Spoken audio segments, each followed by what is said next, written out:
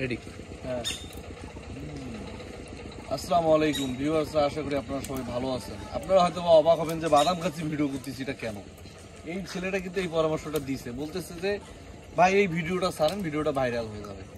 কিন্তু বাদাম খাইলে যে ভিডিও ভাইরাল হবে এটা আমার তো মনে হয় না, কিন্তু আপনারাই জানেন যে ভিডিওটা ভাইরাল হবে কিনা।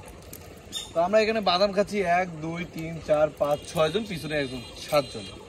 7 জনের আসলে পরিচয়টা একটু নাও, তুমি সবার পরিচয়টা নাও এক এক করে।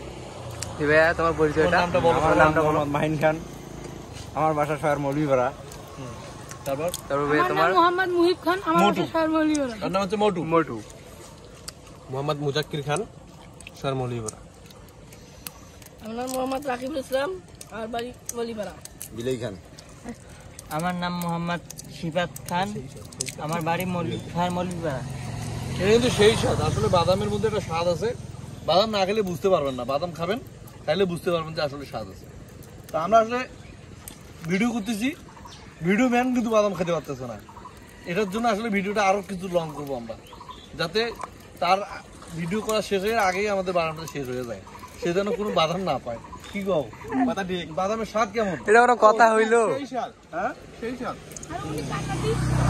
উনি হচ্ছে উনি কান্নাতি। ও ক্যামেরার পিছনে যে ব্যক্তিটা আছে ওই ব্যক্তির নাম হচ্ছে সানি লিওন। সরি সিয়াম। তার দাদার নামে তার পরিচয়। সামরার মুখ খুলতে তার দাদার নাম কি রে? সাউদি। হ্যাঁ না, সাউদি বলে বলবে, ওটা আগে সাউদি ছিল, এখন সাউদি না, এখন ভালো। হ্যাঁ, আজগার হোসেন সাউদির বায়া। অজগর বায়া ফির।